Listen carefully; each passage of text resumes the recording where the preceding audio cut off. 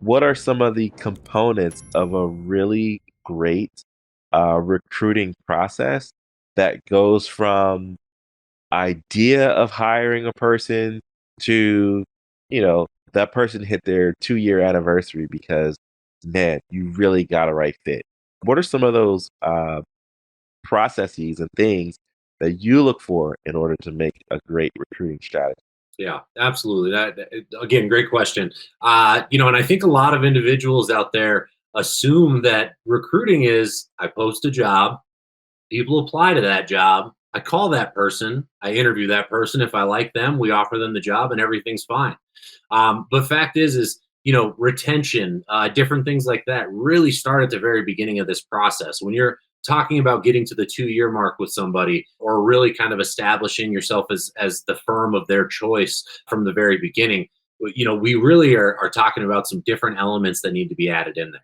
And what we're actually finding as well is that a lot of the companies that we work for, maybe they already have somebody on staff who's been tasked with this recruiting, but not having the expertise and knowledge on how to get that person from initial phone call. We call it cradle to grave, obviously, right? So from that initial phone call all the way through. So some of the processes that I really like to sit down with our clients and talk through is, first, we really want to understand your job. You can come to me and say that you need a SQL developer or somebody that specializes in Python or whatever the case is. And I can say, oh, absolutely, that's what we'll find. And generally what that means is we look for just those keywords on a resume in a lot of these circumstances.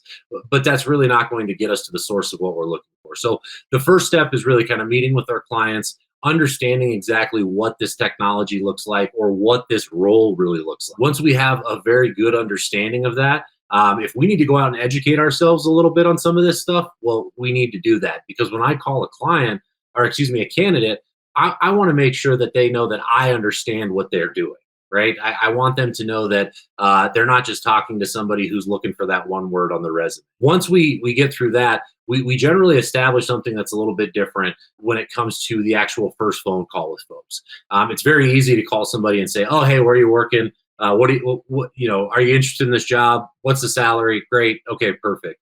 But if we don't ever take the time to understand the person's motives, their needs, what they're trying to get towards and what they're trying to get away from, if we don't understand why maybe this current position that they're in is not something that works for them, we're never going to be able to keep that person engaged all the way through this process. We're all humans, and we have these imperfections that happen where when there's change that happens in our lives, we get a little bit uneasy about things, right? Anytime we're changing a position. And so sometimes, even though I know an opportunity would be better for me and the money's great and all of these things, I sink back into my comfort zone and think that I need to probably stay here. So what we do is we establish a very thorough upfront process for when we're actually calling these candidates. We're generally finding these candidates through companies that are, maybe competitors, or maybe, somebody that's relocating to the area or interested in relocating to the area.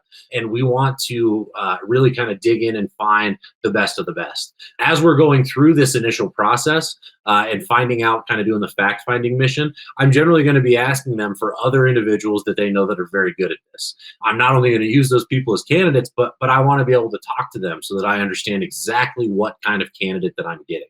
So, end up making quite a few phone calls, sending quite a few emails there. But as we get people through the process, we want this to be a very fluid process for them. And what tends to happen is when a company's not very familiar with what that process looks like, they might try to rush somebody in there, or maybe just send them an email and say, "Hey, here's where you're going to show up." And what we really like to do is walk through this whole process with them step by step. I want to be able to communicate with them after each portion of the interview. I want to be able to find out what they liked and disliked. I want to be able to share that back with my clients so they can continue to get better at what they're doing as well. And when the day really comes for us to go ahead and establish this is the job for you, here's an offer letter, my job doesn't end. Hmm. I Yeah. have to make sure that that person gets all the way from that point through the 2 week or 4 week or 6 week notice that they're putting in until they get there. And realistically, a lot of our companies don't have somebody full time on staff that's able to just pick up the phone and continue to make that phone call to say, "Hey, how's everything going? Oh, yep, I know we had kind of talked about some of the things that are happening at your current company. So, just keep in mind that this is kind of the end goal. So, I really see recruiting as relationship building more than anything else. If we treat these recruiting steps as transactional, it's going to be transactional, and you're going to have a high percentage of turn down offers. You're going to have a high percentage of people that leave the job pretty quickly because we didn't vet them properly.